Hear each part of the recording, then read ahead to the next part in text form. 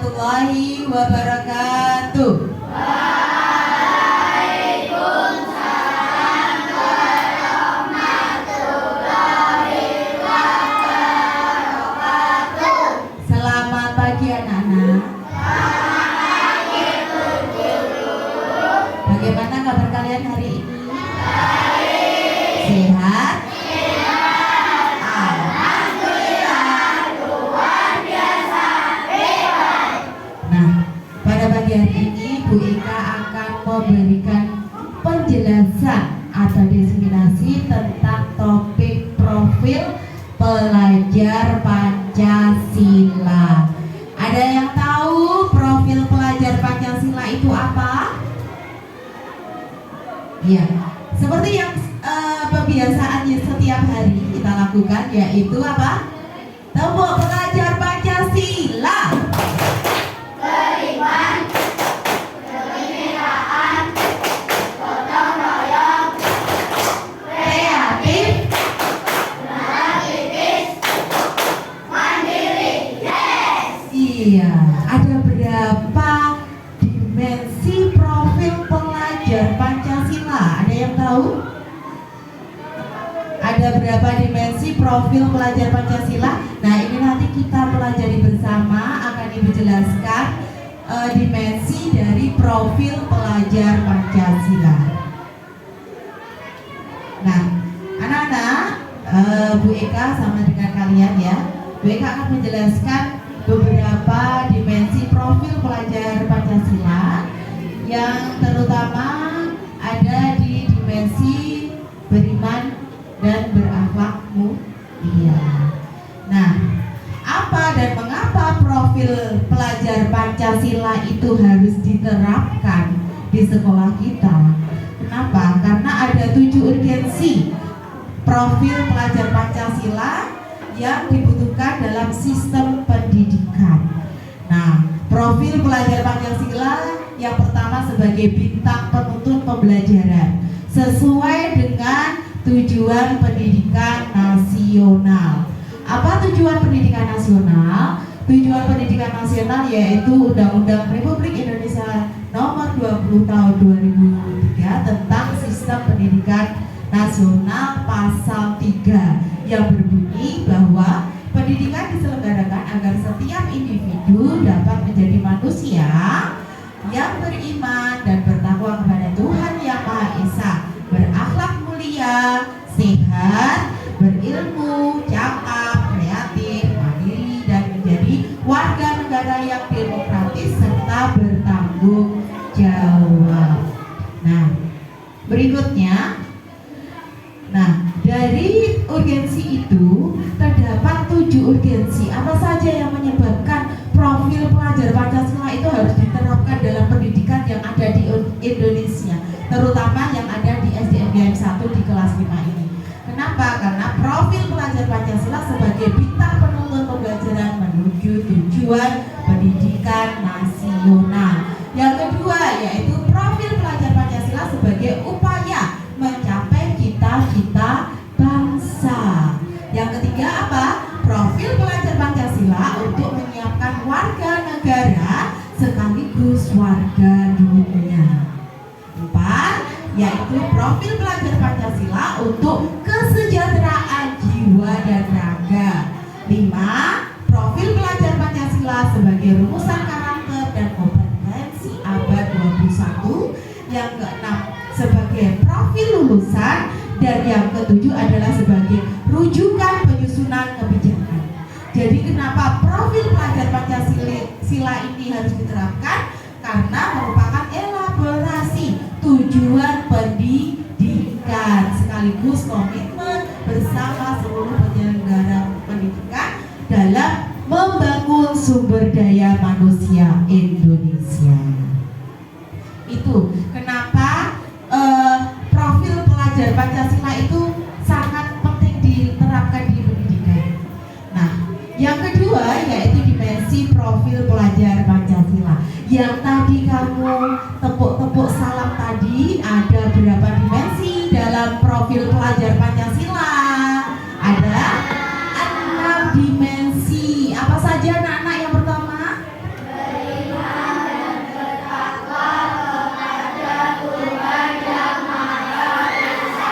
kedua, kebinekaan global. Yang ketiga,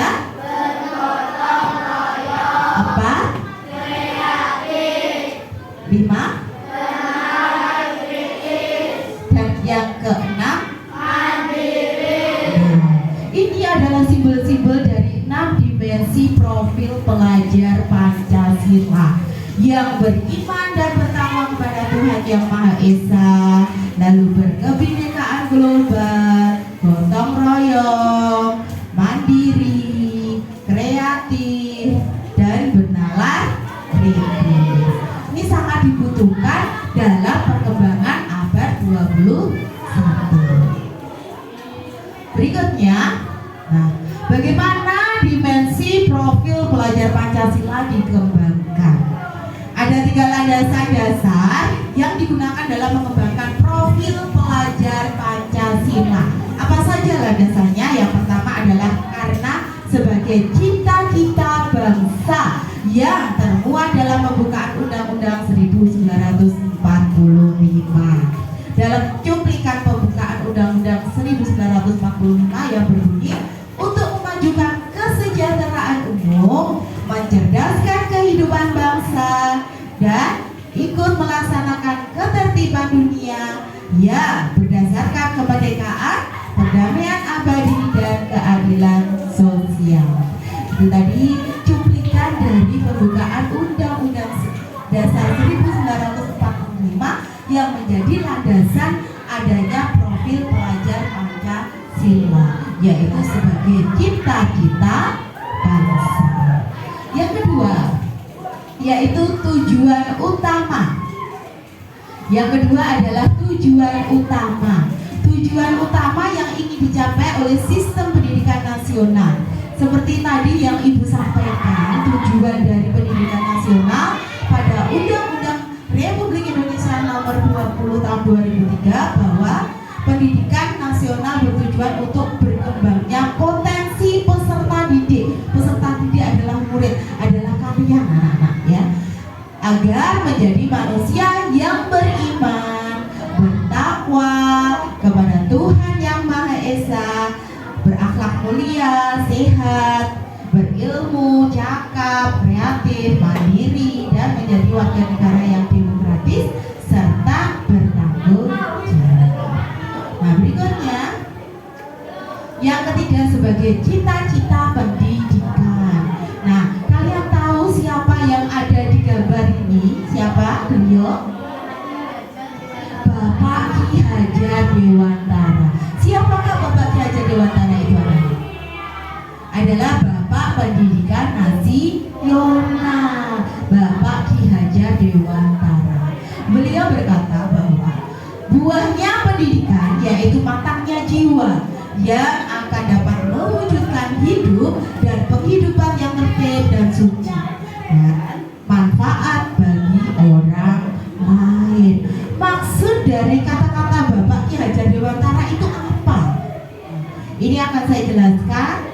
Bapak Ki Hajar Dewantara itu berharap kalian memiliki 6 dimensi dari profil pelajar Pancasila agar menjadi anak yang sesuai dengan tujuan pendidikan, cita-cita pendidikan. Cita-cita pendidikan apa? Menjadikan kalian menjadi anak yang berguna bagi bangsa dan negara, menjadi orang-orang yang sukses dunia dan akhirat. Berikutnya, nah apa dan mengapa profil pelajar Pancasila itu dilaksanakan dan urgensi di pendidikan nasional? Yang pertama, bagaimana dimensi profil pelajar Pancasila itu dikembangkan berdasarkan 3 landasan tersebut tadi. Itu dikembangkan ada analisis beberapa dokumen. Dari selain tiga tadi juga ada beberapa analisis beberapa dokumen. Analisisnya tentang Permendikbud yang berkaitan dengan profil lulusan, penguatan pendidikan karakter dalam pengaturan Presiden nomor 87 tahun 2017 dan Permendikbud nomor 20 tahun 2018. Yang ketiga, dokumen yang memuat rumusan dan interpretasi nilai-nilai yang terkandung dalam Pancasila.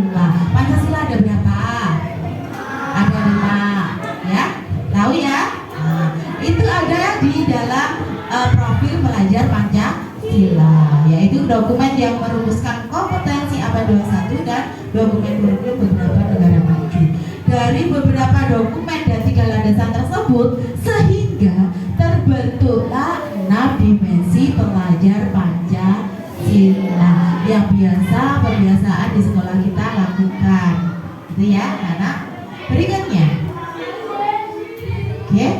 Nah, dari dimensi beriman dan bertakwa kepada Tuhan Yang Maha Esa. Yang pertama, dimensinya adalah beriman dan bertakwa kepada Tuhan Yang Maha Esa dan berakhlak mulia.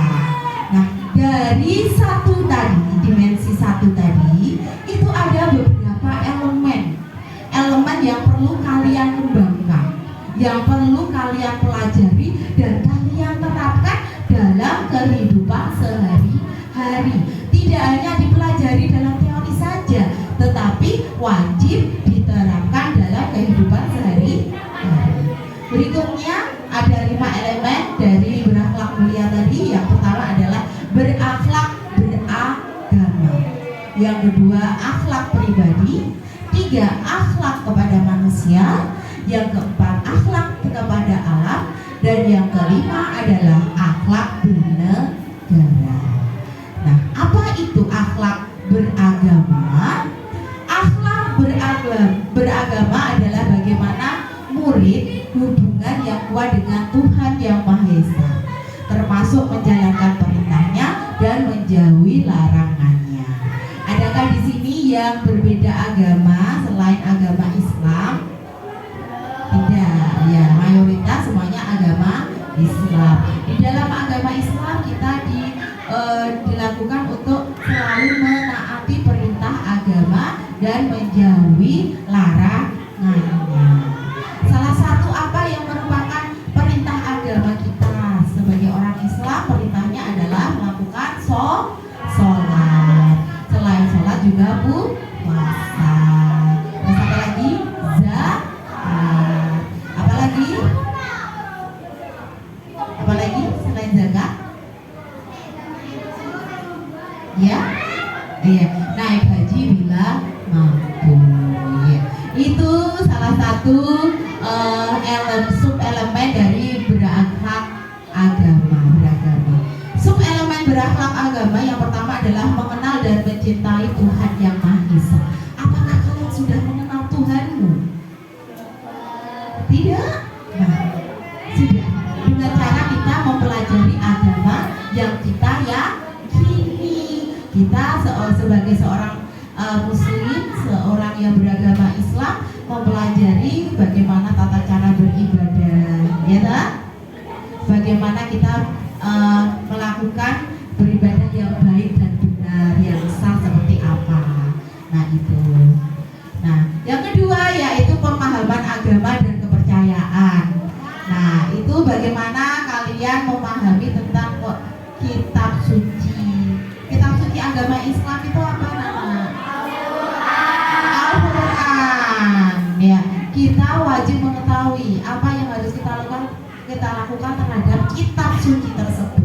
Apa yang harus kita lakukan terhadap kitab suci tersebut? Dengan cara mempelajari dan melaksanakan apa-apa yang ada di kitab suci. Berikutnya pelaksanaan ajaran agama dan kepercayaan. Nah, ini harus dilakukan secara rutin dengan cara beribadah. Apakah sudah kita terapkan dalam kehidupan sehari-hari, anak-anak? Sudah. Apakah kalian sudah sholat 5 waktu? Belum. Setidaknya kalian sudah belajar untuk sholat berjamaah. Seperti yang kita terapkan di sekolah kita setiap hari ya, anak-anak ya. Kita melakukan jamaah sholat zuhur. Karena dengan ibu guru agama juga melakukan sholat duha, ya kan? Ya, itu wajib kita lakukan setiap hari. Nah, ini salah satu profil pelajar Pancasila dimensi apa? Beriman dan bertakwa kepada Tuhan Yang Maha Esa dan berakhlak mulia. Nah, yang ibu harapkan ya sebagai guru, yaitu membantu murid menghayati bahwa inti dari sifat Tuhan Yang Maha Esa adalah kasih dan sayang. Tuhan itu maha pengasih, maha penyayang. Kita sebagai umatnya juga harus melakukan kasih sayang kepada sesama kita manusia. Begitu ya anak-anak? Oke? Sepakat? Baik, luar biasa. Selanjutnya, yang kedua adalah elemen berakhlak pribadi. Apa yang dimaksud akhlak pribadi itu? Iya, perwujudan rasa sayang, perhatian terhadap diri sendiri dan memiliki rasa sayang, rasa peduli, rasa hormat dan menghargai dirinya sendiri. Itu yang diharapkan.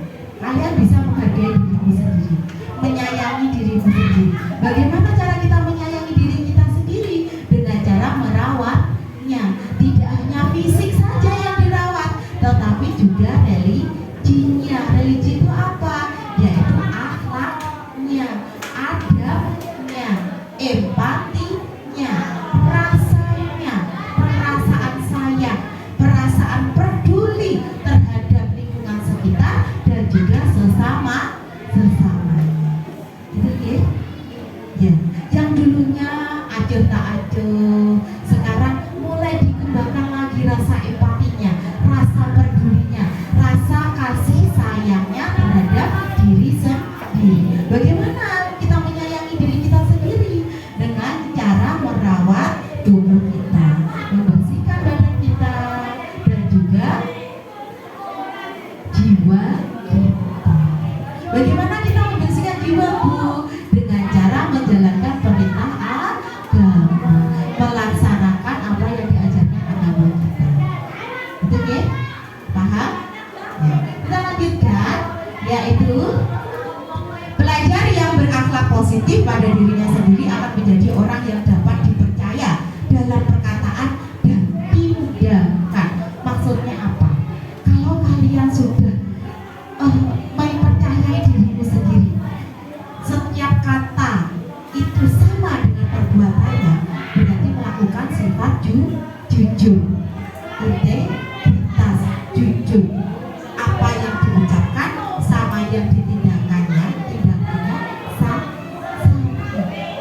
Itulah anak yang mempunyai integritas yang tinggi, anak yang jujur. Paham? Yang diharapkan di sini kalian menjadi pribadi yang jujur, pribadi yang mempunyai akhlak yang mulia. Bisa ya? Ya? Oke, kita lanjutkan. Yang ketiga, elemen akhlak kepada manusia. Tadi sudah terhadap dirinya sendiri, sekarang terhadap manusia, orang lain. Nah, bagaimana? Apa yang kita lakukan? Keimanan dan ketakwaan pelajar terhadap Tuhan Yang Maha Esa berpengaruh terhadap sikap dan perilakunya kepada sesama manusia.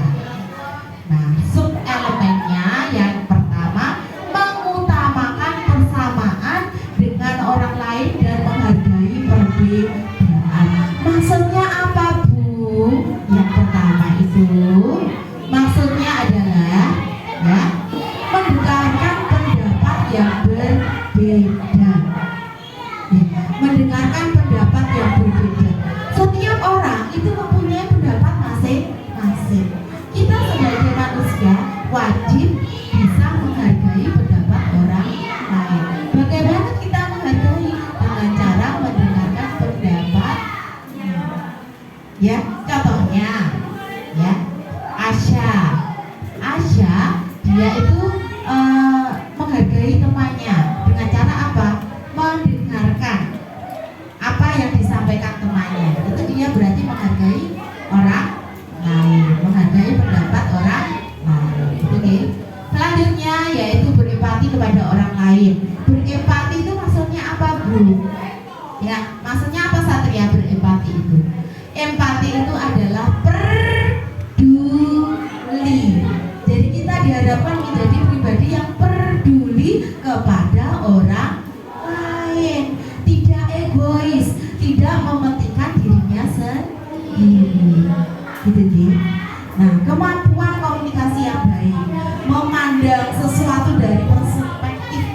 lain. Maksudnya apa?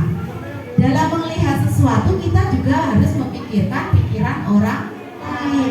Tidak boleh kita kekeh dengan pendapat kita sendiri. Ya, kita harus menghargai. Oh iya, cakap mikirnya oh, berarti kita harus menghargai. Oh iya, jalan pikiran orang lain itu beda-beda. Dan kita harus menyelami dan menghargai pendapat orang lain. Nah, selanjutnya yaitu yang diharapkan yaitu kalian menjadi pribadi yang bertanggung jawab. Bertanggung jawab, peduli, dan menjadi pemersatu ketika ada konflik. Pernahkah ada konflik di sekitarmu? Pernah kan? Nah, setidaknya kamu bisa melihat ada teman yang bertengkar. Nah, diharapkan dengan adanya jiwa profil pelajar Pancasila, kamu bisa menjadi penengah temanmu yang konflik tadi. Tidak hanya dilihat saja, ya, tetapi kamu bisa berempati, bisa peduli. Kalau ada teman yang konflik, bertengkar, kamu bisa melerai dengan adanya jiwa profil pelajar Pancasila yang elemen berakhlak mulia kepada manusia. Tinggi, bisa ya?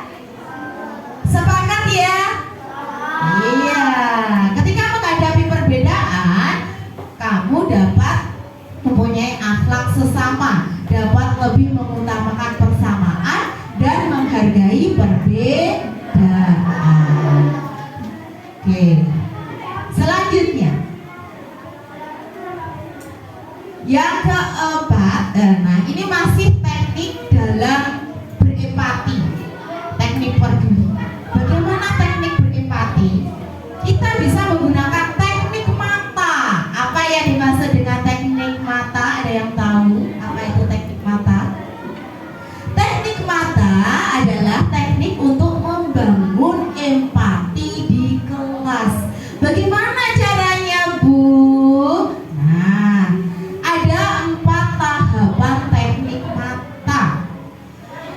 Yang pertama, mulai memberikan fokus pada kawan bicara, hentikan aktivitas yang sedang dilakukan. Contohnya, Bu Eka sedang menjelaskan. Apa yang harus kamu lakukan? Harus melakukan teknik mata. Hentikan semua kegiatan, menulis dan lain-lain. Hentikan. Tatapan mata kepada orang yang berbicara. Dan ini diharapkan tidak hanya terhadap gurunya saja, tetapi terhadap orang lain juga. Tidak hanya teman, tetapi orang yang berhubungan dengan kamu. Misalnya, kamu bicara sama orang. Apa yang harus kamu lakukan? Tatap matanya. Perhatikan apa yang dia katakan. Begitu. Mohon sembarangan menggunakan metode tebak pilih. Benar sekali. Salah satunya dengan tidak merusak alam. Kita melakukan metode tebak pilih. Itu kaitannya dengan melestarikan hutan. Hutan lama-lama itu bisa gundul, bisa rusak akibat penebangan liar. Salah satu cara kita menyayangi berakhlak kepada alam yaitu dengan melakukan tebak pilih, tidak merusak hutan. Begitu ya, Nana? Bisa ya? Bisa ya? Bisa diterapkan dalam kehidupan sehari-hari?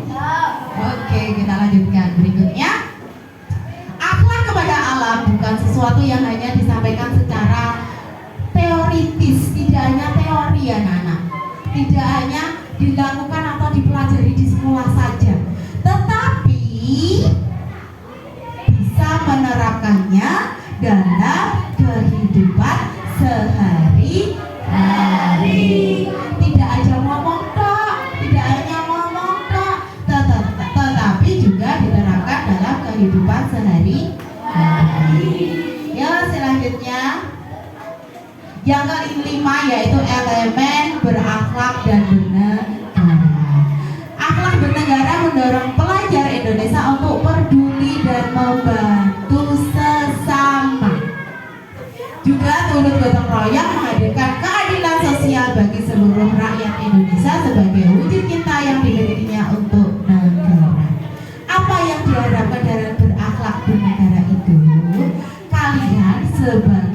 warga negara Indonesia. Dalam kehidupan sehari-hari kalian juga harus berakhlak bernegara, memiliki akhlak yang diharapkan menjadi individu yang cinta tanah air, bangga terhadap bangsanya, ya, menunaikan hak dan kewajibannya sebagai warga negara yang baik. Sebagai warga negara yang baik, kewajibanmu yang pertama apa? Membayar pajak. Apalagi kewajibannya? Mentaati peraturan yang ada di negara. Yes, yang di kehidupan sehari-hari. Misalnya taat dalam apa kalau bernegara itu? Saat upacara, nah upacara bendera wajib mengikuti, karena upacara bendera adalah salah satu apa?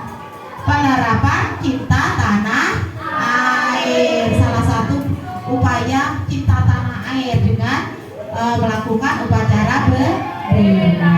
Karena apa, Nana? Bangsa kita itu bisa merdeka bukan karena pemberian negara lain atau bangsa lain. Karena apa? Karena jerih payah para pahlawan bangsa sampai mengorbankan jiwa dan raganya untuk agar negara ini merdeka. Indonesia itu dijajah oleh beberapa negara. Ada Portugis, Spanyol pernah jajah Indonesia, Jepang pernah jajah Indonesia, Belanda pernah jajah Indonesia, Inggris pernah jajah Indonesia. Yang paling lama adalah Belanda. Berapa tahun Belanda menjajah Indonesia? 350 tahun, bayangkan. Indonesia jajah oleh Belanda. Dengan usaha para pahlawan kita, dengan memberikan nyawanya di dalam medan pertempuran agar bangsa ini itu merdeka. Tugas kita sebagai penerus bangsa apa? Mengisi kemerdekaan dengan belajar. Kalau sampai belajar sukses, jadi kebanggaan negara, meningkatkan kualitas negara kita menjadi negara yang maju, agar negara kita tidak dijajah lagi oleh negara lain. Itu ya. Ya, selanjutnya, nah anak-anak kalian setelah mendengarkan apa yang ibu sampaikan tadi, nah kita buat strategi agar akhlak mulia ini bisa kita terapkan dalam kehidupan sehari-hari. Apa yang harus kita lakukan, kebiasaan apa yang harus kita lakukan di sekolah kita? Ayo, ada yang bisa? Tadi yang sudah kita lakukan setiap siang apa? Iya, salah satunya yaitu sholat berjamaah. Selain itu, yang wajibnya, ayo kita buat strategi pembuatan agar profil pelajar Pancasila berakhlak mulia ini kita terapkan di sekolah kita setiap harinya dengan melakukan pembiasaan apa tadi? Berjamaah sholat zuhur. Yang kedua, ada lagi? Oh iya, pintar, membaca Asmaul Husna. Dengan kita membaca Asmaul Husna, kita bisa tahu nama-nama baik Allah dan kita bisa menerapkan nama baik Allah itu dalam kehidupan sehari-hari. Ada lagi agar kita itu berakhlak mulia, mempelajari kitab suci dengan baik. Kitab suci kita apa, Nana? Al-Quran. Kita pelajari Al-Quran dengan baik. Kita selain mempelajari juga harus apa? Selain membaca, menerapkannya dalam kehidupan sehari-hari dan berakhlak mulia. Nah, sekarang kata berakhlak mulia itu berkaitan dengan adab sopan santun, berkaitan dengan budi pekerti. Nah, apa yang harus kita lakukan, pembiasaan apa untuk agar kita itu berakhlak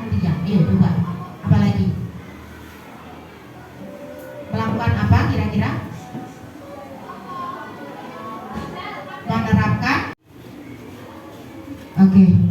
Nah, terima kasih atas kerjasamanya anak-anak. Tadi sudah menjelaskan tentang dimensi profil pelajar Pancasila. Nah, jika ada salah-salah kata, ucap maupun perbuatan, Boyka minta maaf yang sebesar-besarnya. Kita akhiri untuk diseminasi profil pelajar Pancasila hari ini. Ya, wassalamualaikum warahmatullahi wabarakatuh.